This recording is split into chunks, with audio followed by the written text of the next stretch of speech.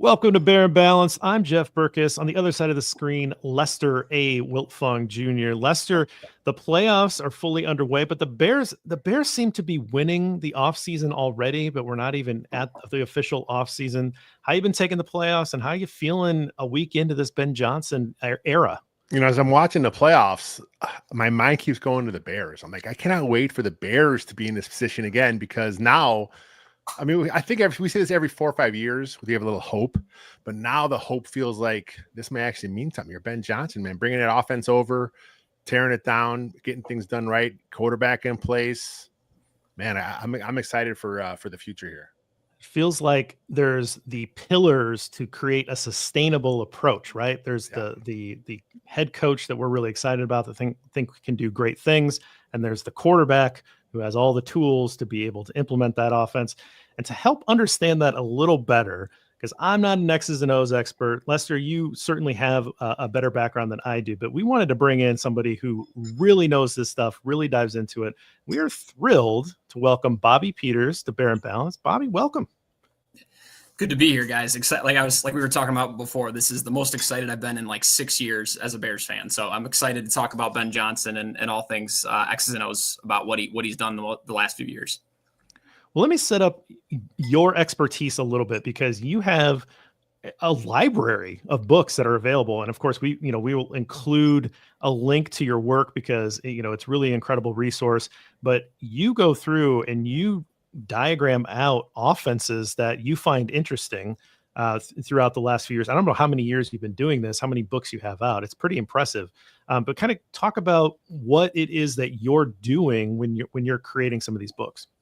So it actually started with the 2018 Bears. My first complete manual was Matt Nagy's first year in 2018. I look back at that book now, and especially the diagrams. I didn't have a deal with a diagram company at the time, so I was just making them in Microsoft Word, and they looked terrible. But that was the first manual I did. And then the following year, I upped the diagram game and then also my analysis as well. And I wrote 350 pages on the 2019 49ers. And then it just kind of took off from there. It's always something I've done ever since I've started coaching about 10 years ago when I graduated college and started coaching. I always did off-season studies, and someone gave me the idea, hey, this is all stuff you could put into a book. And I'm like, well, who would read it? And I'm sure there's a few people. So it just kind of took off from there. And initially I was just kind of doing it for myself, and then, trying to balance, writing for coaches and writing for educated fans, and trying to kind of split that line and make sure there's stuff for everybody in there.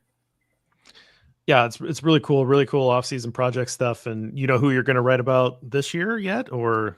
Yeah, so I just finished. I published on Friday. I did 4 game planning books on. So when I do a game planning book, it's a team that I've previously done a complete manual on. So I did the Rams, the Dolphins, the Niners, and the Packers. So those go week by week, instead of like the full season kind of playbook like a manual is. So like for instance, I'm sure we'll get into it with Ben Johnson. I did a complete manual for the 2022 Lions. And then last year in 23, I did a game planning book. So I've got both styles covered for Ben Johnson there. And there's benefits to doing both. So like you start off with kind of like the general concept overview manual style. And then, once you've got that down, then you can look at a season and go, okay, what are their weekly adjustments? What are stuff they maybe called once or twice during the season that probably doesn't make it into the manual, but it's like really interesting to talk about. And especially with Ben Johnson, I mean, he is a elite situational play caller. So that game planning book that I did in 23, I learned a ton, and I got a ton of Post-it notes in there for, I'm taking a little sabbatical from coaching, but when I get back in there, there's definitely a lot of situational football stuff I'm going to be taking with me.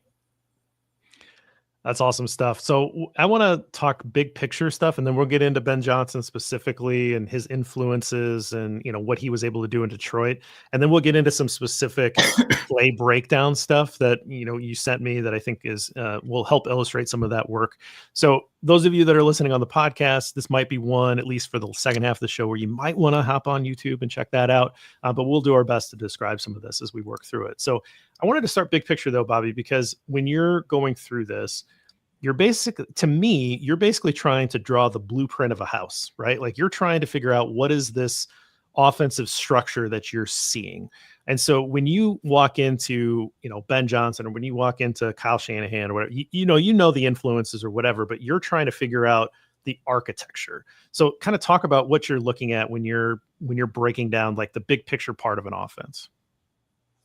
So I guess we can start with the run game. So specifically, every coach wants to do the same thing, right? They're trying to create angles, they're trying to create space, and they're trying to get they got certain concepts where they want to get the ball carrier, to the perimeter, the edge of the defense, right?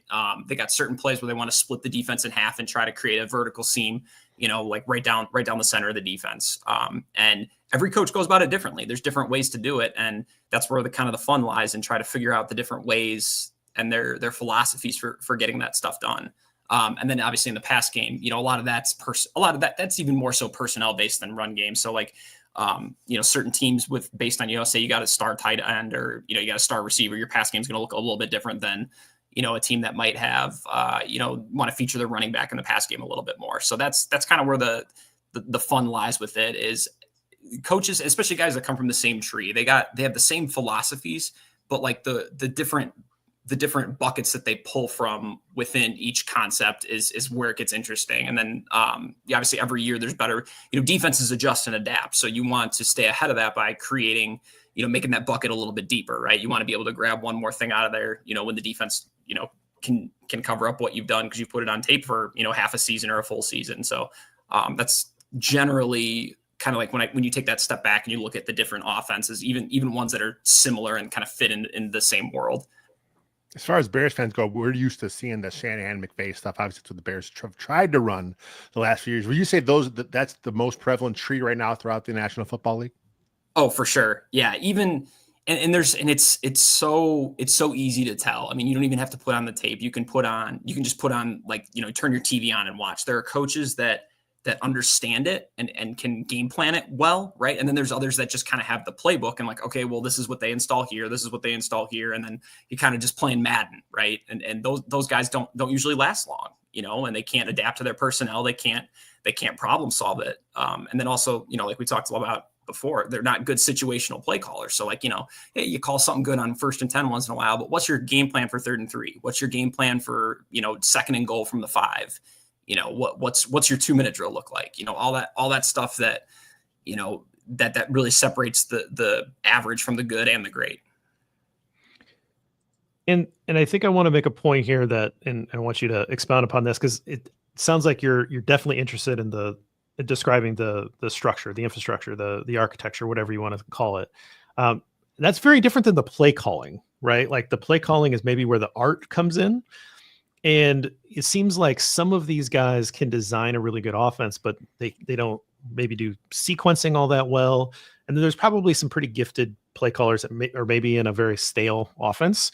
Maybe that's harder to tell that, they're making a lot out of a vanilla scheme. Maybe there's some guys that are like that. But when you're going through and you're describing this, how much of the play calling aspect are you able to capture when you're working through these offenses? A fair amount. I think, and this is, I mean, obviously, like I said, I'm a Bears fan, so I'm trying not to be too optimistic, but Ben Johnson is the best play sequencer and has the best feel for play calling that I've studied to date. And I've studied, Kyle Shanahan, Sean McVay, the 2017 Patriots. I wrote a pass game manual on them as well.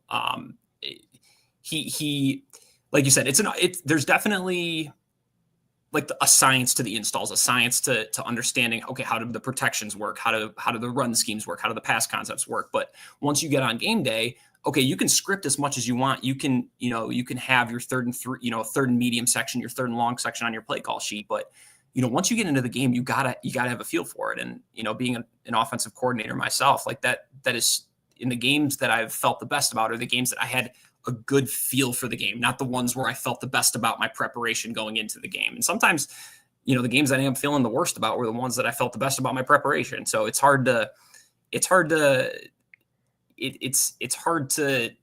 go into something like that. And, especially, learning firsthand, you can't just write it down on a sheet and be like, okay, we're gonna call this, this, and this. Like, you have to have a good feel for it. And Ben Johnson, he has shown the last 2 years that he has a very good feel for it. That's kind of what we saw the last few years with Getsy, with Waldron, going even back to Nagy. It's like a collection of plays. Like a lot of the stuff just didn't make any sense when they were calling them together, why they were calling them. They'd run one play and then it was from a different look. And then you would think, okay, they're going to set something up later, and it's never showed up. I mean, that's a big part of the sequencing is you're trying to basically get the defense set up for what you want to do later in the game. And every now and then there are some plays you're basically throwing away. I mean, you want them to work, but you're also showing a look, and that's something that I just haven't really had a good sense that we've seen that in Chicago. And I haven't really dove too deep into Ben Johnson like you have, but the things I've seen from him, again, that's why we're all so excited as Bears fans. Yeah, and he's only been doing, the play calling gig now for like 3 years, right? I think 3 years. He started in 21 and back half of 21 or whatever, or maybe even 22 was his first full year. But regardless, he did such a good job of fitting his play calling to his personnel in game. And, obviously he's only been with one team, but still that's not easy to do. So regardless of, what that, the longevity with it, it still shows up, and that's huge. And he's going to have to do that with the Bears. Yeah, Bobby, I think, when I watch Lions games over the last couple of years, and why I've been talking about this guy for a while, Lester and I started talking about this in the middle of last season, and this was the guy that I kept bringing up. And when I watch these games, they just feel like they make sense. And it's hard to describe that. Like, I don't have like a scientific reason, but it just, you can kind of feel the flow of the game as through it, that everything makes sense. There's a lot of really good sequencing of plays, and he's setting things up as you go along. And that to me feels replicable. That's not like, oh man, I had a lot of whiz bang ideas that I put up on the chalkboard and they all worked, and now I've got to create some more plays. This seems like he gets the building of the infrastructure piece, which we'll talk about here in a second, of what he did with Goff. But it also seems like he has that rare knack to be able to get into the flow of the game and call a good game with sequencing. Yeah, I think there's two things with that. Number one, it's balance. It's understanding what works in the run game, the drop back game, the screen game, the play action game. I think when you bring up Nagy, I think that's a great example of a coach who obviously the drop back game. I mean, I had a lot of fun studying that stuff when he was with the Bears, but they just never really had a great run game plan. It never linked up with their play actions. It never linked up with their drop back game. And, like you were saying, from a play calling standpoint, I don't think he had a great feel for it. Obviously, people grow and people can get better at it, but there were definitely games where it didn't make sense. And, obviously there were quarterback issues too, and there was other stuff going on, but, Ben Johnson understands that balance of all those things tying together really well. You mentioned the balance, and I saw a quote from Johnson. I'm not sure if it was from his post or his introductory presser or one of the ESPN hits or 670 hits, but he talked about having balance, and he looks at balance as not a game to game thing. It's a season long thing. So where he's not trying to make sure he's 50-50 against the Patriots, for example, he's looking to be 50-50 ish throughout the whole season, because that's where your sequencing comes in. That's where you're able to kind of set things up. You're showing different looks in the run game and the pass game, and it carries over week to week when all these defenses are trying to game plan against you. And that's where the art of play calling comes in, because what weeks do you need to throw the ball 40 times? What weeks do you need to run the ball 40 times? That's where the art comes in, and that him saying that shows that he has a good understanding of that. And then my second point earlier, it left my brain and then it came back, but from the previous question, his attention to detail, like the attention to detail that the Lions play with the last couple of years, are second to none. Like their technique within the concepts are teach tape for so many of the different things they run. And like I was saying earlier, like a lot of these NFL teams, they run the same plays, right? But they look different because some focus on important coaching points within them. Like, okay, this is the critical element. We have to make sure we get this done. We have to make sure we get this drilled with our players. And some coaches just, show them the playbook and show them the diagram. Be like, hey, this is what it's supposed to look like. Let's do it. So I think it shows up on film in the run game, their blocking assignments, how their offensive line, works their different combination blocks, how their pass protections are sound.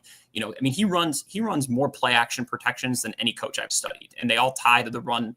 And we're going to talk about an example here coming up of one from last year or 2 years ago, now the 23 season, where it marries perfectly and it creates a huge play late in the game that wins the Lions the game. And that's the kind of stuff that good play callers do.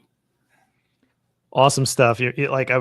Many things running through my head, but I was reminded of the John Madden story where he went to like a workshop from Vince Lombardi, and he thinks like, John Madden thinks he knows a lot about football. And everything's great. And Vince Lombardi spends 8 hours talking about one play. and John Madden's like, I don't know anything about football. I've never would have thought that you could spend that long on one play. So probably not 8 hours on one play, but getting that detail down, because if you can run a play perfectly, that's a lot different than just like throwing it in the install. Definitely. And I think, yes, I'm sure Ben Johnson could talk about one play for 8 hours. I have no doubts about that. But the key is, okay, when you're in these meetings and you're installing something, I got to install this play with the important details in even 5-10 minutes, right? Because you don't have infinite amount of time with these guys, especially nowadays with the different time restrictions you have with these players.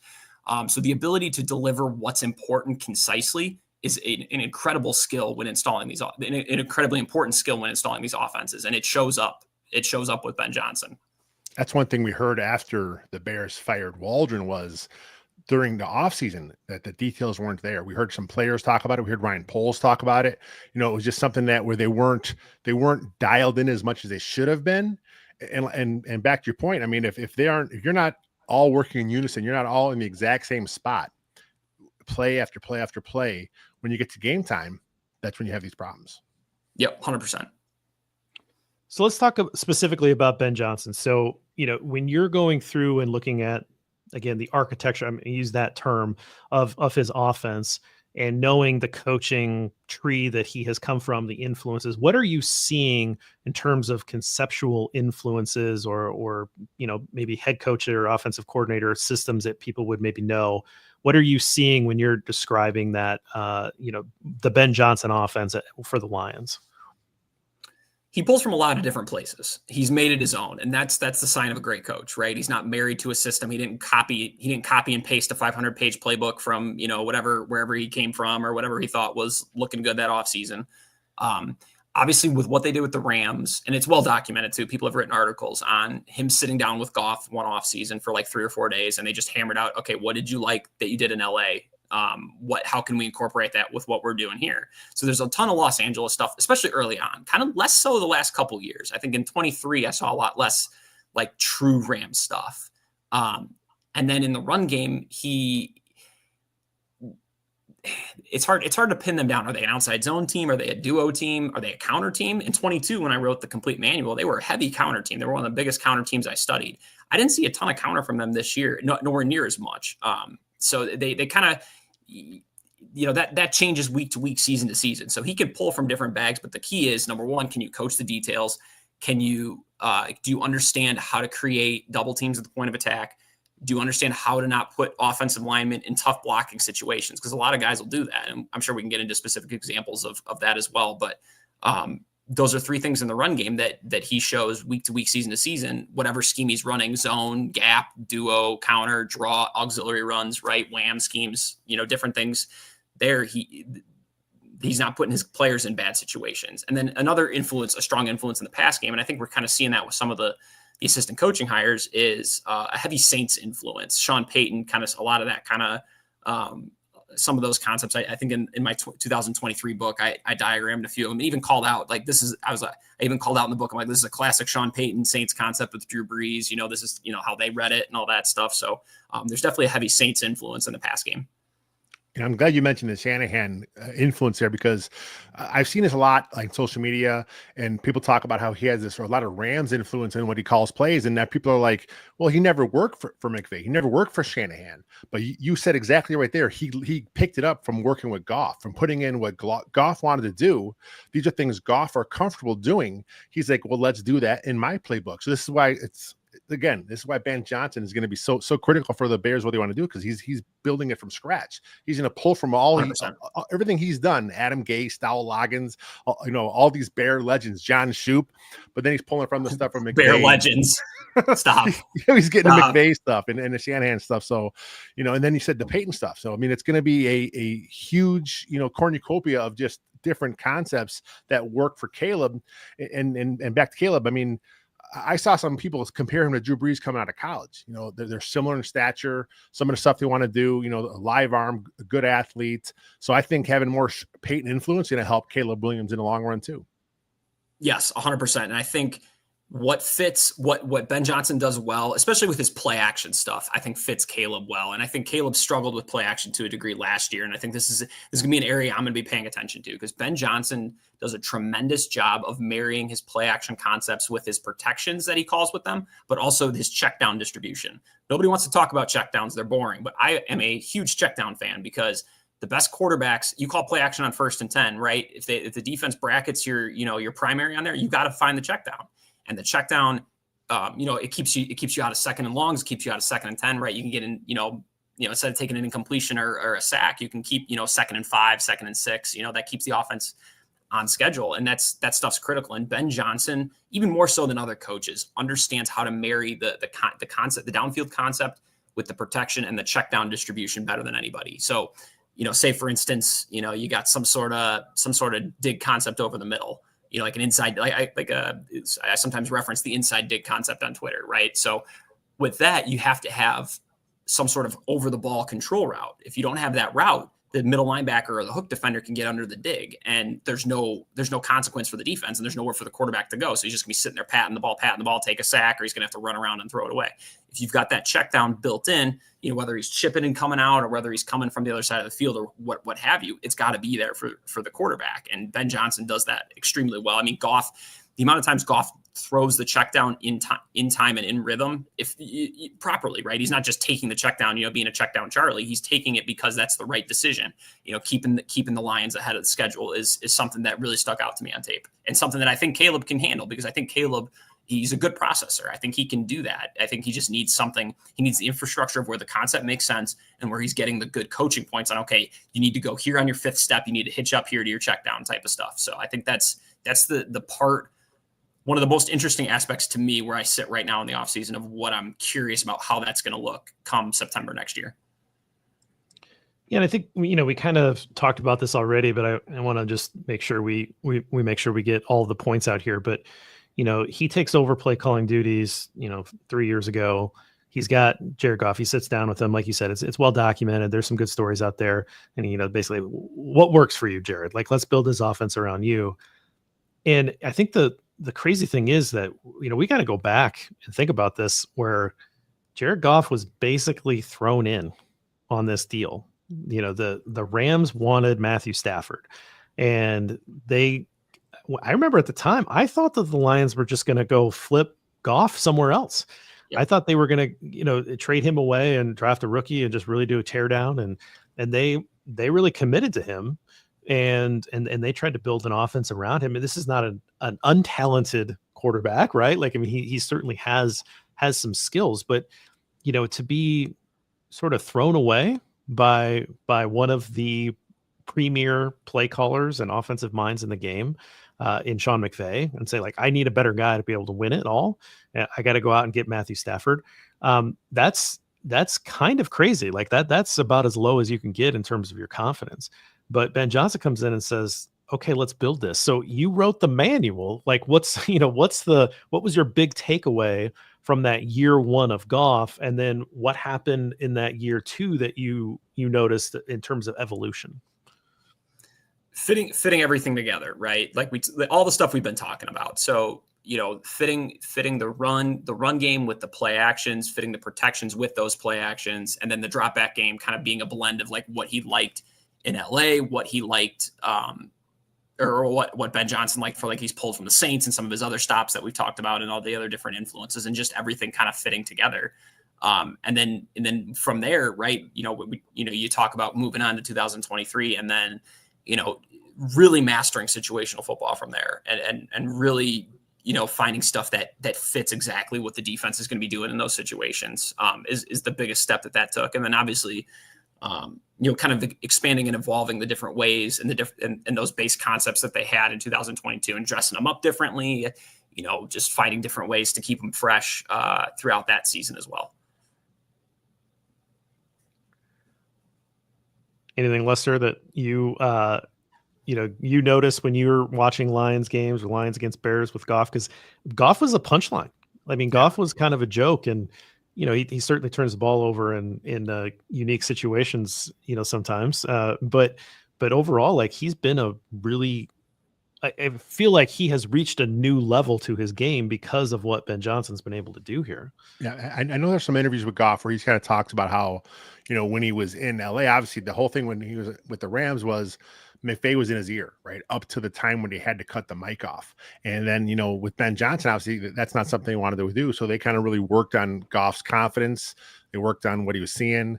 Obviously, you talk about how he processes so quickly now. And the quarterback that Goff is now, he was successful with the Rams, but where he is now is night and day. It's just such an improvement for a guy, like you said, who most pundits thought was just a throwaway, that they're going to just move on from him. And here he is now in, Pro Bowl caliber. Lions are one of the better teams in the league for the last couple of years. So this is just again, it all points back to Ben Johnson working his magic. Yep. All right, we're all in agreement there that he did a good job in Detroit, but we are going to turn over. We're going to talk about some run concepts and some actual X's and O's stuff in the second half of the show. Real quick, though, we're going to take a break. We're going to let somebody pay some bills, and we'll be right back.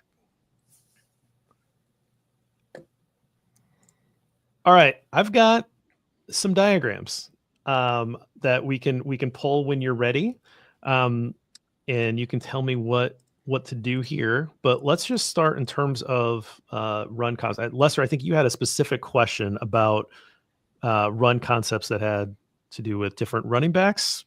Yeah, I was just curious, when watching the Lions play, again, I haven't studied them like you have. Are they doing a lot? It's more duo, more inside zone. And are they changing up their concepts, whether it's Montgomery? Because obviously David Montgomery is a much different back there. So are they doing different stuff with Montgomery as they are with why is his name leaving me right now? Gibbs? Are they doing different stuff as far as the blocking scheme, or is it blocked the same way? They're just having them attack differently. That's a good question. So they drafted Gibbs before the 23 season, I believe, right? So in 22, I think they just had Swift. I think they had Swift and Monty that year, but there definitely was different usages within different concepts, right? So I think one back might be better at something, the other back mick be better at something else, right? And you're going to kind of feature that a little bit, but there wasn't like a huge tendency that I was able to pull from it. And I also wasn't looking specifically at that during those studies as well. But with a back like Gibbs, right, when they're running their perimeter runs, right, your auxiliary runs, so like your flip toss, your crack seal, your different stuff where you're trying to get the ball in the perimeter, you're going to want it to be Gibbs, right? If you've got first and 10 and you're going to run duo, you're going to run it with Monty, right? You're going to line up in 12 personnel or 10 or 11 personnel like the Lions did a ton of the last couple of years, and you're going to run duo with David Montgomery. When it's 3rd and 4, this is talking about situational play calling. The Lions with Ben Johnson love to run the ball on 3rd and mediums to 3rd and shorts a lot, especially with their ability to go for it on 4th down. I think that helped a lot too, but doing that, right? Gibbs is probably going to be in the game because he's your pass catcher, right? And if you trust him in pass protection, he's going to be in on 3rd downs because it just makes more sense from a situational standpoint. So running long traps on 3rd and long, not 3rd and long, those 3rd and 4s, those 3rd and 5 long traps, tackle traps, different things of that sort. So, at the same time, with Gibbs is your outside runner, he's got to be able to run the ball on the inside too in those situations. So, but at the same time, it comes down to Ben Johnson putting them in good situations, right? We're not going to run long trap into a loaded box on a 3rd and 4, right? The defense is going to be playing some form of, cover 2 or quarters where you got 2 high safeties and the box is light and those ends are flying upfield. You get a kick out. Now you're running, free there with a ton of space for your speedier running back. So, it's not like he's asking him to break a tackle at the point of attack, on a 3rd down run or something like that. So it all fits together with scheme that makes sense, asking guys to do things that they're good at, but at the same time, you got to break tendencies too. You mentioned that they do a lot of running the ball on 3rd and those 3rd downs because Dan Campbell's a very aggressive coach. He always was telling Ben Johnson, hey, we're going to go for it here on 4th down. That affects a play caller. If you have two downs to get those 5 yards, now you can feel comfortable running a draw or doing something like inside because you're coming back on 4th down no matter what, and you're going to go for it anyway. Yeah, I think a great example of this, when the defense, so like we all know what a mug front is, right? Remember back in the day with the Bears, with Urlacher and Briggs, they would mug them up in the A gaps, right? And quarterbacks would, imagine being a quarterback, seeing those two standing in the A gaps, right? And it's 3rd and 8, the crowd's roaring, and you see Urlacher and Briggs in the A gaps. And you got like a 5-step or a 7-step pass concept call. You're screwed, right? Because are they going to blitz? Are they going to drop out? What are they going to do? Well, Ben Johnson is going to call a long trap into that look, or he's going to call a crack toss. And the reason being is there's no second level pursuit, right? When you're two linebackers, say the defense is in a nickel defense because you're playing, it's a third down, right? And usually you got like 11 personnel on the field. With those backers mugged up, there's no second level defender. So if you're able to wash the entire offensive line down, and on long trap, your backside guard's going to kick the end man of the line of scrimmage, or on a crack toss where like you're pinning the defensive end and your play side tackle is going to pull, you can get the ball, on the crack toss to the perimeter, on long trap, just inside the perimeter there, with a ton of space and no second level pursuit, right? And if you're an offensive lineman, right, and we got crack toss called and they're in a mug front, you're just not cutting, but you're basically just, reaching the guy, across from you. And that's a piece of cake, right? Especially if the ball's getting to the perimeter. So, those play calls make so much sense in those situations too, right? Because you're getting on third downs, you're getting really advantageous looks to run the ball. And a lot of coaches just don't have the guts to do it because, if it doesn't work, you look silly. But especially with that confidence of knowing that you can go for it on fourth down if you need to. But also it makes a lot of sense on paper. And Ben Johnson's not afraid to do what's the right thing to do on paper. You mentioned, I think Montgomery's been there for 2 years, and they drafted Gibbs in the same draft that they signed him, and they had that weird. There was like, what are you going to do with Swift? And they ended up trading him out to Philly.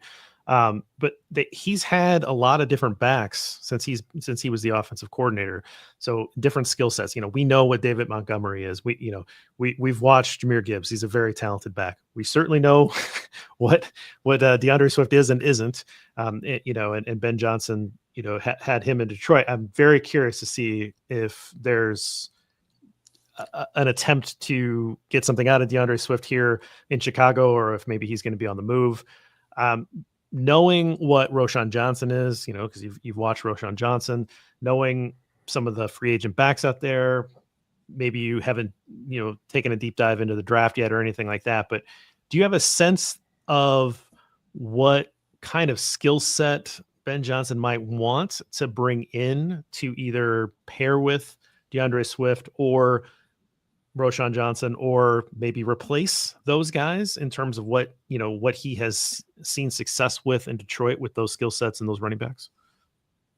Yeah, I think as far as personnel, like specific guys, I'm going to defer that question. But I am going to answer what's kind of skill set is he looking for, right? I think in the running game, any specific run concept, you're going to want to find a back that has vision, right? Especially if you want to run zone runs, you need a guy who has vision and who has the ability to commit to what he can see. And even duo being a gap scheme, right? It's a read gap scheme. So the running back's reading the Mike linebacker on whether he's going to hit it right up the pipe or if he's going to end up bouncing it. So you still have to have vision on some gap schemes too. And that's important. And the ability to just kind of get downhill when you need to get downhill is critical. The other thing too is pass protection. If you've got a back that you can trust in pass protection, you can leave him on the field any down, right? When you go play action, and he has a protection responsibility, you've got to be able to trust him, right? So a critical thing with play action protections too is, not to get too much into the weeds, but I'm getting jacked up here, but the running back often has to pick up, whether it be the nickel or a safety down in the box, if they blitz opposite the run fake.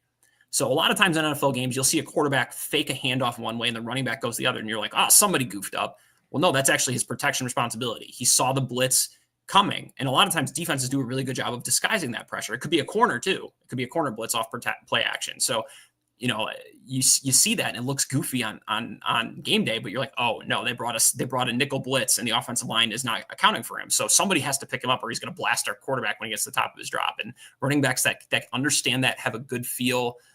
Usually that comes with experience too, right? Like that's just something that rookies have a hard time with because they just aren't asked to do that a lot in college. But the ability to pick up pressures like that, within their different protection schemes is critical. And that's a skill that any successful offense, if you want to make big plays down the field and play action, you got to be able to pick up those pressures. Because if you can pick up a safety pressure or nickel pressure, you got a one-on-one somewhere outside, and it could just very well be your primary receiver. And you could if you can pick that up, you can take a home run shot down the field. And that's the kind of stuff that the great offenses in the NFL are able to do every week.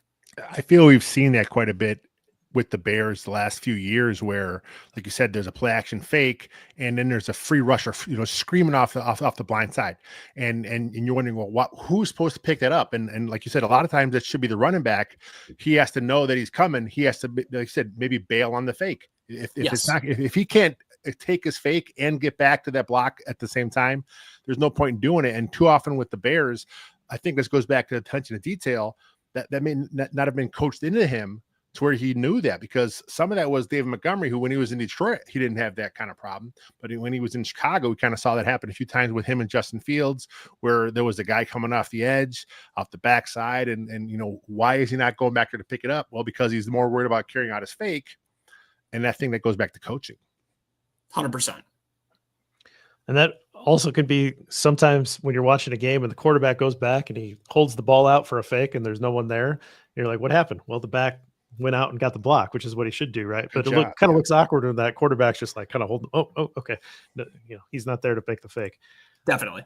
We talk a lot about offensive line on this show. Lester and I both spent our time with our hand in the dirt at one point in our life.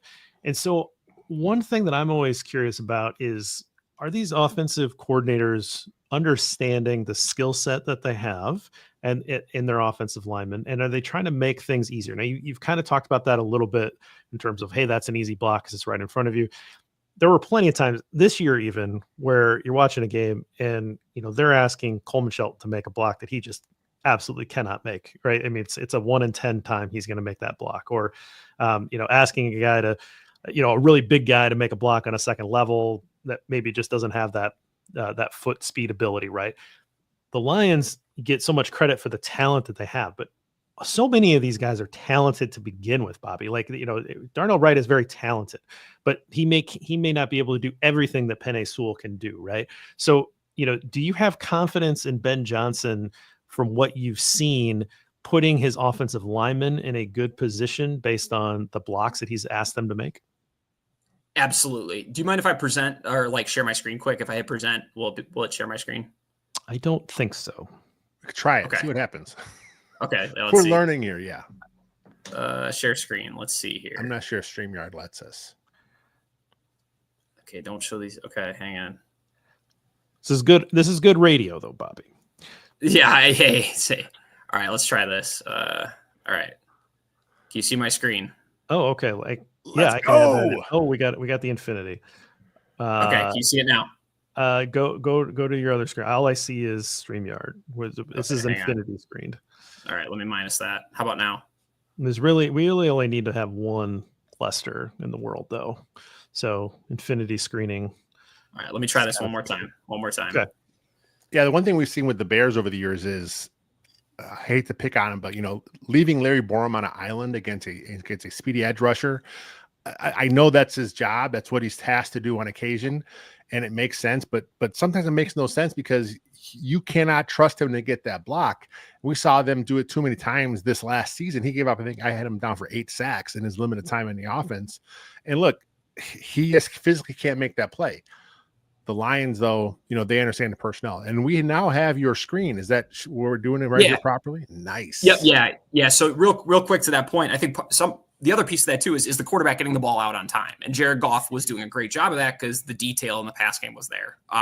But so can you guys see my screen here? The diagram. Yeah, we got it up here. All right, so I've got this is a diagram of 11 personnel duo. It's a very basic play. It's kind of a day one install for a lot of offenses. And the Lions featured this as one of their main runs back in 2022, and I did a complete manual on them. So this specific one is against a base 4 down front, a nickel defense because they're in 11 personnel. So this is a pretty standard look for 11 personnel duo. What the Lions did, and this example is from the game, I believe it was the NFC Championship game against the Niners last year.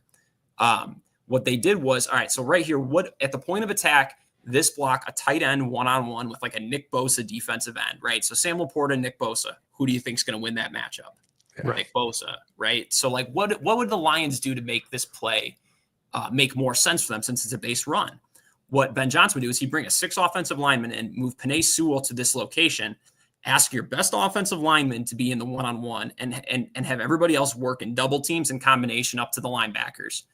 And it's such a simple adjustment. It's the exact same play call. But that simple adjustment is something that worked really well for them in that game. And it's something that, like you talked about, putting guys in position to succeed, right? Take your best dude, put him in the one-on-one, put everybody else in combination blocks against the base look that you're going to get. And it just makes so much sense. We're not inventing a new play. We're not doing anything crazy. It's just making finding a way to make a base play that everybody runs more efficient. The Lions do a bunch of stuff with a 6-0 lineman too. I think it was Dan Skipper was their guy. That's something Ben Johnson, he's very comfortable doing, putting an extra blocker out there. Something I don't understand why more teams don't do it. It just makes more sense because, why would I leave my tight end in the block? If that's my play call, I'm going to put a big guy out there, and one of my better O linemen, my top reserve guy out there. So yeah, I'm excited to see how Ben Johnson kind of works with his O line and see kind of who they bring in and kind of bolster this unit, because right now there's some problems with the Bears O line, obviously. So it's going to be a fun offseason to kind of see how they attack the position. Yes, 100%. And these adjustments, they did so many. That was just one example, and that was a really simple, basic example. But every week there was stuff that, when I was writing that 23 game planning book, every week there was different things that just jumped out to me as great coaching and putting the big boys up front in good positions to succeed and do their jobs well. We're all for more offensive linemen. We would like them to do offensive line things and not take handoffs at the 1 yard line.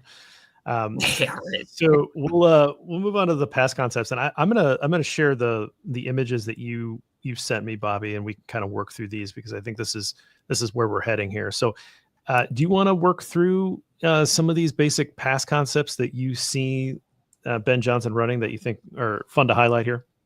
Yeah, so both of these are ones that Goff ran in LA and was successful with, but they're very basic kind of not very early install concepts in the McVay, Ben Johnson offense, right? So this image that we've got up here is a 7-step concept. It's the dagger concept. So it's called out of what I call a cluster formation. So it's not a true bunch, but it's not a true spread out formation. It's kind of something in between. So what dagger stands for is we're trying to hit the deep dig route from the Z receiver. He's kind of our primary on the play, right? We talked about checkdowns earlier. Your tight end chipping on the defensive end before releasing into what I call a grab route.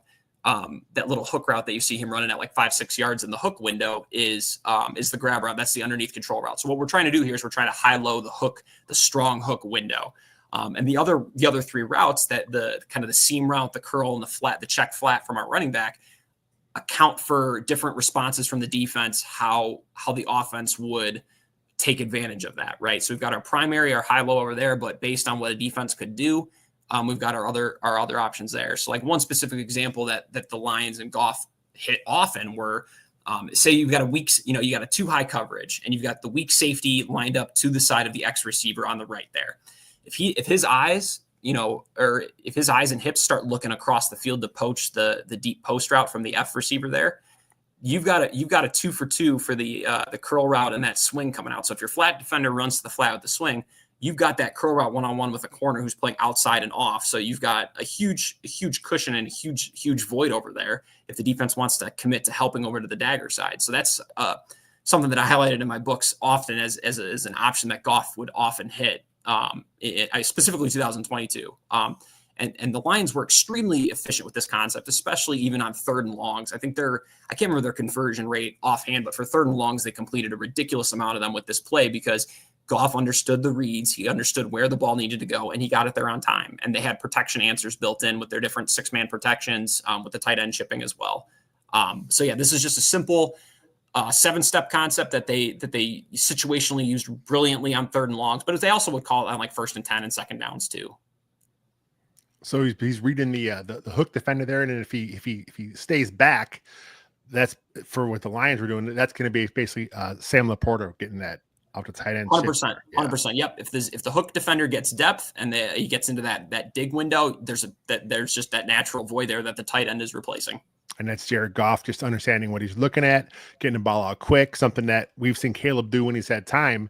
So that's something that obviously going back to the protection, having the right concepts in there, knowing when to release and getting all that out, all the details worked out there, which is 100%. And like you talked about with the details, I don't want to get into too many of the install details on the specifics for the routes, but like the dig route, right? Like you have to find ways to create separation with it, via your release, via your alignment.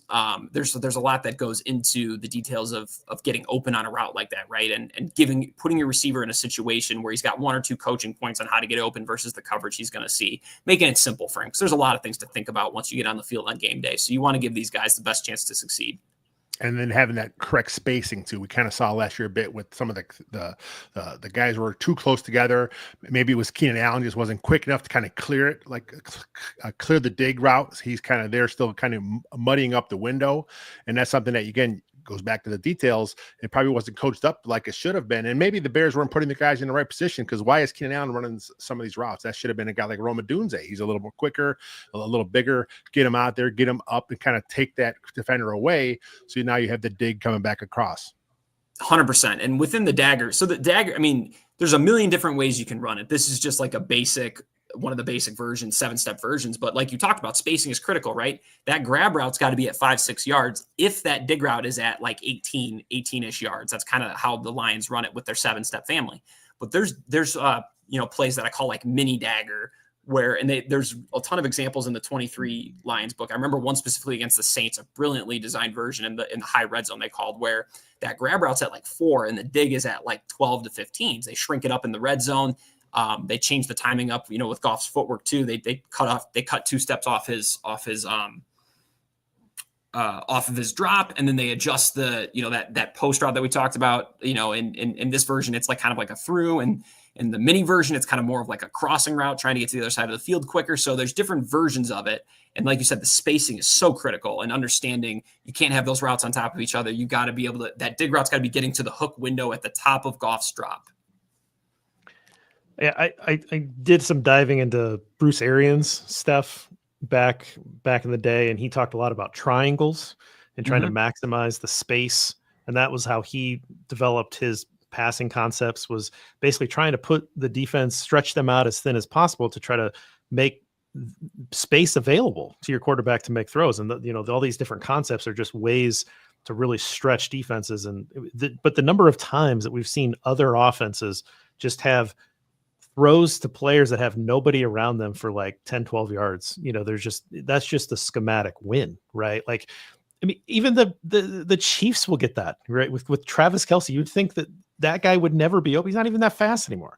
There's a couple times in these playoffs where there's no one 10 yards around him. You never see that with the Bears. I think we're going to start seeing that now, because we're going to have some wins during the week as the schematics unfold in the game plan. So I just pushed the next one up on the screen. And again, those of you listening on the podcast, do our best to describe some of this stuff. Bobby obviously lives and breathes these routes and knows them by heart. But this may be one of those times where you want to hop on the YouTube and check out some of these diagrams. Yeah, so this one is a Shanahan McVay staple. It's called choice. In their term, in some of the McVay Shanahan older playbooks that I've seen, they call it like choice stucco or something of that sort. I call it choice return because I like to keep things generic. So the choice route is the route from the Y receiver. That's the slot receiver on the right side here in our little 2-man stack there. It is what it says it is. It's a choice route. He has the choice to, against man coverage, break inside or break out. And against like a soft zone, he has the ability to kind of settle down and sit down right there at about 4 yards. So this is, you want your best receiver, not necessarily your best receiver, but your best route runner who understands this concept to be in this situation. It gives them a one-on-one, right? If it's a one-on-one situation, you have the ability, you've got a 2-way go, you can make something happen, right? We got a guy who can win a one-on-one. We're giving him the freedom to do so. If that gets taken away, via, different brackets and double teams, you've got that return route working back into the quarterback's vision. There's definitely, I have some issues with this particular version. There's some, one of my favorite plays in football is combining choice with dagger, and there's different ways to do it, but Ben Johnson hasn't done that to date. So I don't want to talk about that one, but this is something that the Lions ran a ton of, and a lot of teams in the NFL do. And the Bears even ran it a few times last year, and Caleb he got to the backside return route here. So it's a 1-2 read. You're working the choice route to the return route. So the return route is that kind of like inverse whip coming back inside. So if like a hook defender leaves the box to kind of help on the choice route, that return route's replacing the space that he vacated. And obviously you've got your running back on the check swing as your check down. If a flat defender ties himself to the return route, the check swing will replace that flat defender. So this is a simple play that everybody runs. There's definitely some issue that I have with it without getting into too much detail, but it's a base play that I guarantee you the Bears will be running next year, because they ran it this year, and Caleb did. The couple reps that I saw, he did well with it. I'm sure Ben Johnson likes it because he featured it the last 2 years. This is about kind of reading the leverage. I'm seeing Cooper Kupp in my mind. Yep, And 100%. they're reading leverage in terms of, if the guy's playing inside, he's going to break it out. If he's playing outside, he's going to break it in. It's about the quarterback and the receiver seeing the defense in the same way, so they know what that choice is going to be made, and so they're always going to be right. The defense is always going to be wrong because you can't change in the middle of the play, right? Like that's what that's about. Yep. Yeah. In its simplest terms, right? It's a choice route. It's like backyard football, right? Just get open type of thing. That's kind of, there's obviously coaching points in detail to it that Ben Johnson does really well with, like we talked about before. But when explaining it in layman's terms, that's exactly what it is. It's get open. It's let your one-on-one, your best guy cook. Yeah, it was a problem this last season with the Bears. Is too often the receiver and Caleb weren't on the same page.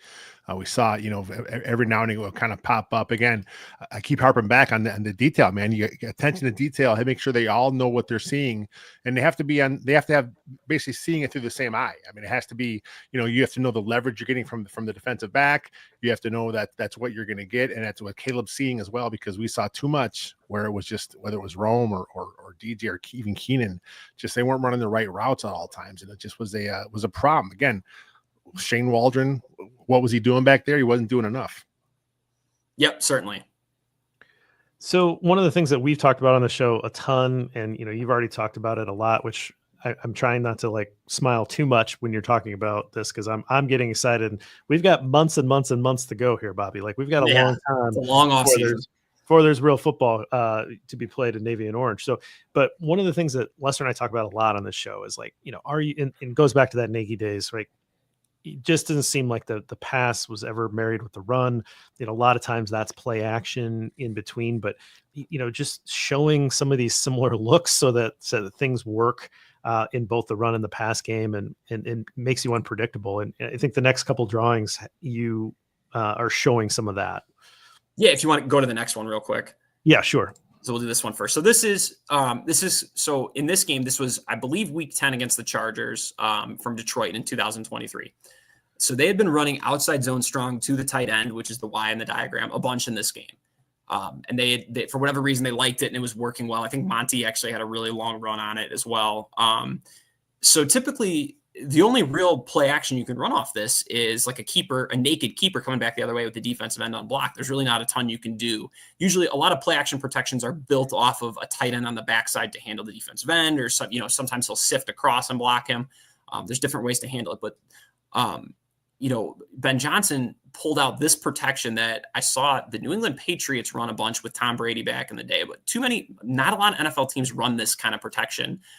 Now it's an outside zone fake where the uncovered offensive lineman will peel back around for the defensive end, right? So we're blocking the most dangerous guys up front. We're peeling the uncovered guys, like the center in this diagram has nobody to block because the defense is in an overfront. So he's going to peel back for that defensive end. Now Goff has a nice little pocket to throw. And what does this concept look like to us here? This is dagger. This is dagger off play action, but instead of the grab route, we're bringing the shallow from the other side of the field. So we're getting a little misdirection element coming across from the fake, and we're also getting an element, a nice man beating element too. If the defense is in man coverage, now we've got a runaway route instead of a grab route that's just kind of sitting there and the man defender can kind of stay on him. So it's combining the dagger concept with a very creative protection off of a run that they've been gashing the Chargers with during the game. So this play just stuck out to me so much in that game, and I wrote about it obviously in my 23 game planning book for the Lions as well. You said a lot of times you would have boot action on something like this, but this is kind of drawn up that he's sitting. It's a setup. Yep. It's a normal just drop back pass. With Caleb being so skilled on the move, do you expect to see more of that boot action than you would with Goff, who's not exactly the most fleet of foot? Yeah, they'll run keepers, certainly. They'll run keepers and nakeds. And Goff was actually, he's definitely not fleet of foot, but they ran a bunch of them. I can't remember offhand, but I think I had 3 or 4 sections in my 22 Lions book on different keepers. Then I actually remember one specifically against the Packers where he hit the high corner route. It kind of turned into a deep bench route against the Packers cover 2. And it was such good teach tape because cover 2 sometimes can take away keepers because you got that cloud corner that's going to take away the first and the flat, and the hook defender can kind of sink into the low cross window. But what the defense does is, not to get too into depth on keepers, but it's just such a brilliant example. of that bench route working away from that high safety and cover two. So they did run keepers, and Ben Johnson has a great mind for understanding what keepers work against certain defenses. But I certainly expect to see these types of play actions as well from the Bears, because I think balanced offenses are able to do all the above. Yeah, I think with Caleb just having the speed element, we saw him on a few design runs last year with Chicago. Obviously, did it when he was in college. I think Ben Johnson now will kind of bring that to a part of the playbook. Is let's take advantage of this. Let's threaten the defense now with you on the perimeter.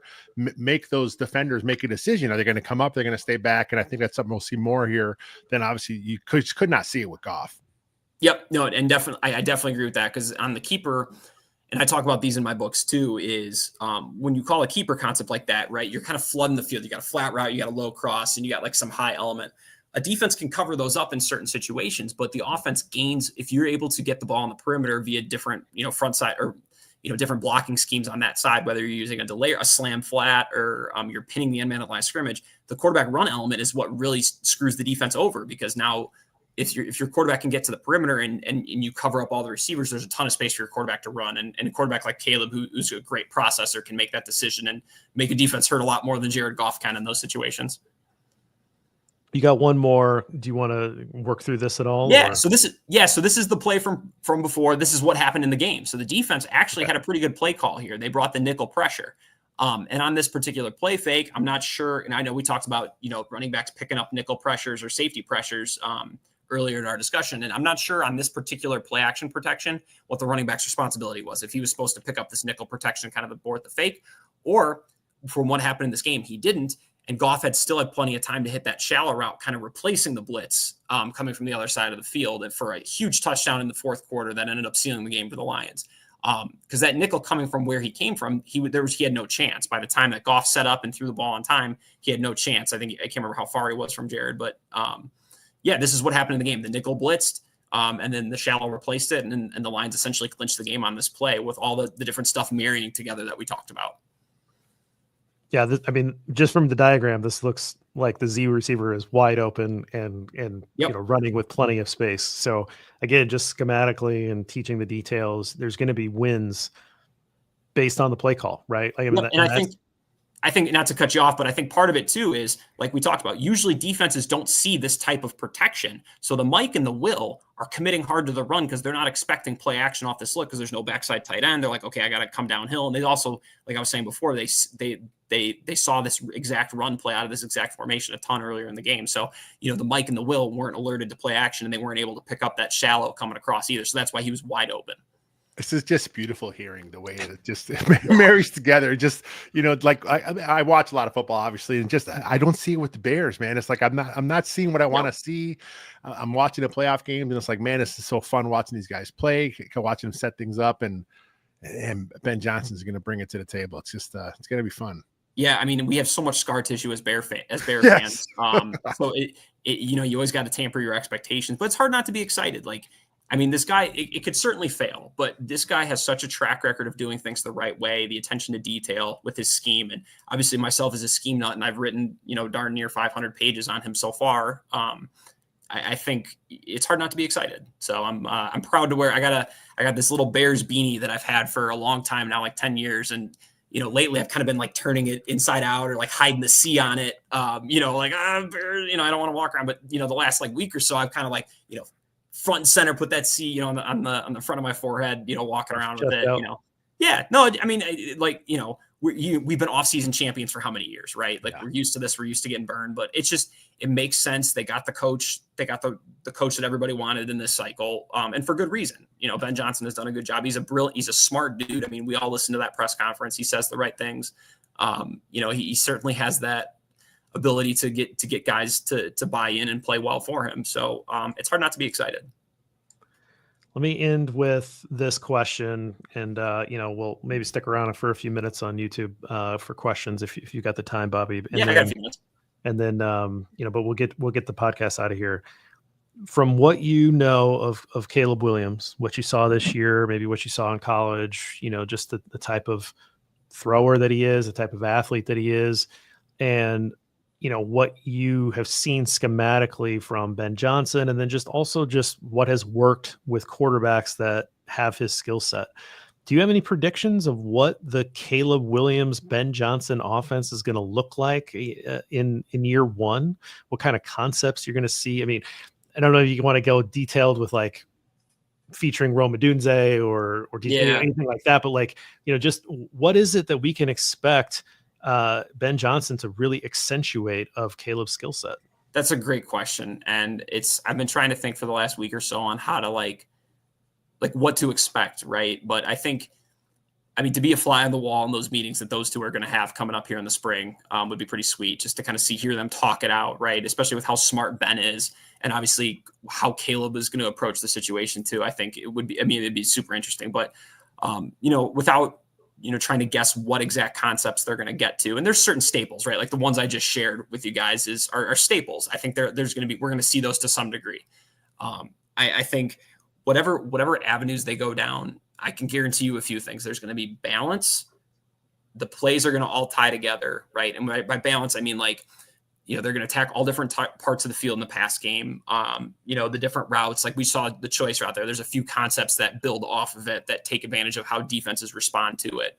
We're going to see those if they run choice. We're going to see stuff that makes sense instead of kind of just this play in Madden where you just kind of pick a play, you pick a play, you pick a play. I think, and then obviously, marrying, like that last example we talked about, from the Chargers game from 2 years ago, marrying all those different things together, and building a pass play off of it is something that, whatever routes Caleb wants to get to and likes, whatever timing he wants with it. I think some of that's remained to be seen. And, I'd be foolish to sit here and guess and make wrong predictions on it. But I think whatever we're going to see is going to have all those elements that the Lions have shown the last couple of years. More middle of the field stuff with Caleb. That's something I think we saw him do more in college than he did in with the Bears. His deep ball accuracy was obviously an issue. Some of the stuff comes down to coaching, comes down to timing. Again, man, it's going to be fun to see how Ben Johnson kind of builds this up around Caleb and see what Caleb wants to do. Because, it's going to be a lot of Ben Johnson stuff, obviously. The Sean Payton influence coming over with Doyle coming over as his new OC. So he's got that tied in. A lot of the Ram stuff obviously built in already with Caleb, what he did this last season, and just kind of seeing how they take this entire offense to another level. It's going to be sounding like a broken record. It's just so exciting. This is just such a crazy time for Bears fans, right? Like we got the guy, we got the quarterback. Let's just not screw it up. Yes, no, you're exactly right. And I think we're talking about the middle of the field specifically. That's an area of the field where, as a quarterback, and I'm a former quarterback myself, like to throw the ball over the middle of the field, you have to be supremely confident in what you've been taught and what you're seeing. And I think that's part of the reason Jared Goff succeeded so much with over the middle throws over the last few years. So I think unlocking that area of the field, there's so much yards. I mean, we've seen it with the Shanahan offenses over the years, right? They take those little drift routes, those bang digs, like whether it be Debo, Kittle, they take that 15-yard completion, turn it into a 70-yard touchdown, right? There's so many big plays that you can have over the middle, but your quarterback has to be confident in those windows. He has to be confident in the timing. And I think that's something I'm hoping we see this year. That's a good place to end it. Bobby, where can people find your work? Where can people purchase your work? Plug your stuff. Yeah, so I'm pretty active on Twitter or X or whatever it's called nowadays. My handle is at @B_Peters12, I believe. I could be mistaken. I hope not. But yeah, if you Google my name too, my Twitter comes up and then my Amazon page too. So I sell my my complete offensive manuals and my game planning books on there. Those are probably my most comprehensive stuff that you'll find. I think in a lot of situations you'd be hard pressed to find more comprehensive breakdowns of these NFL systems anywhere else on the internet. I pour a lot of time and effort into them. I'm very passionate about it. I really enjoy it, and I try to make it so educated fans and coaches can pull stuff from it. And then also too, I started a Substack about a year and a half ago. A lot of that is I'll post breakdowns there too, but a lot of that is film cut ups. So like for subscribers, they'll get access to at least once, if not twice a week, I'll add a new cut up. And actually I'm going to put a Lions Dagger concept cut up on there this week too. So if you want to learn more about Dagger, I'll have like a 15-minute cut up of the Lions running Dagger from last year or the year before on there this week. So that's a good place to find video examples of what I talk about in my books too.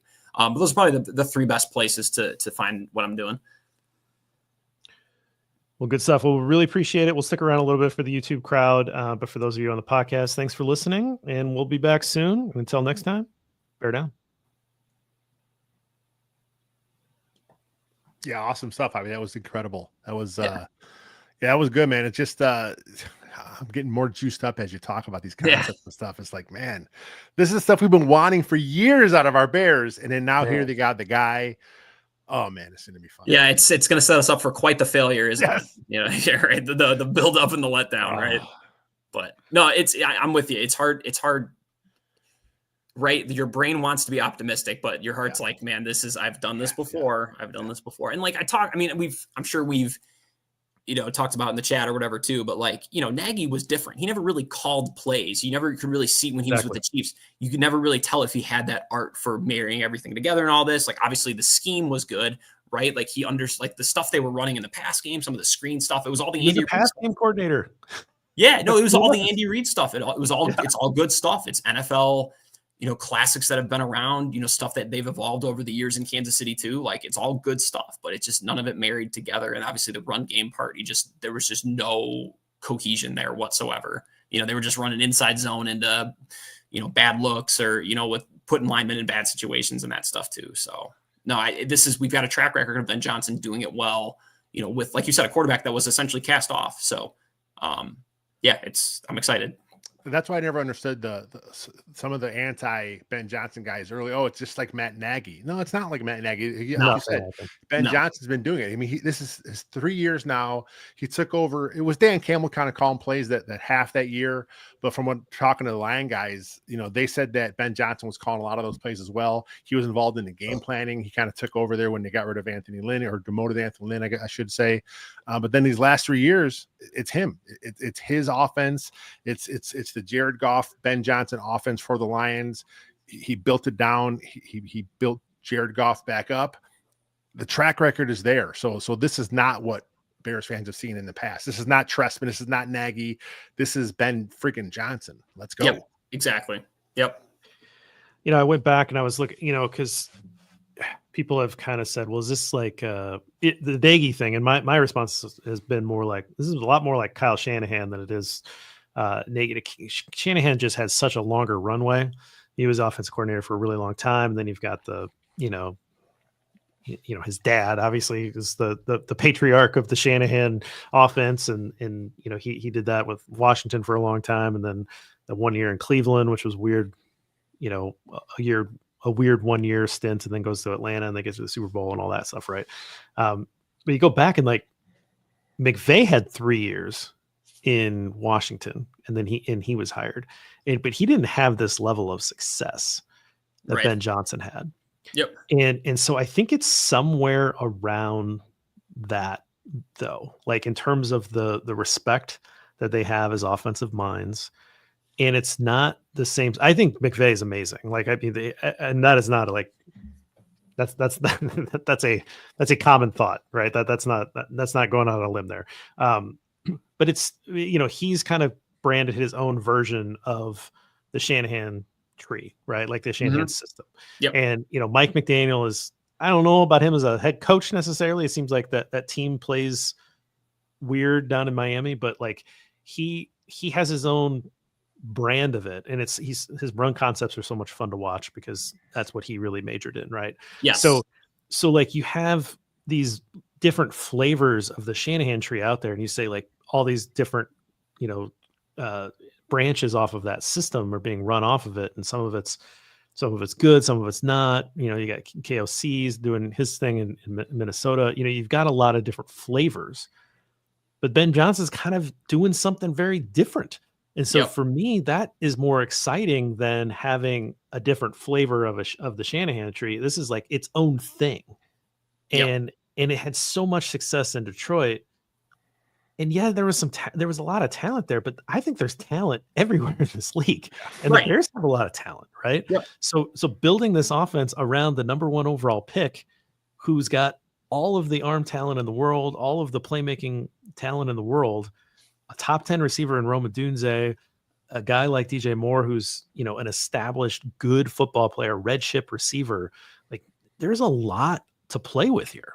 Yep. No, it's like we said earlier, you're getting me even more excited now too. But yeah, no, you're exactly right. There's nothing I can add to that. But I probably got like 3 or 4 minutes if there's any questions. I have a hard time following the comments during and running the shows. I don't know if you caught anything, Lester. We got a couple compliments here. Chris, thanks, great show, and she can't wait for the new War Daddy guards to run duo with. I love duo is about as fun as you can get as an offensive line guy. So it's fun to watch run concepts where you're moving the people off the point. Oh yeah.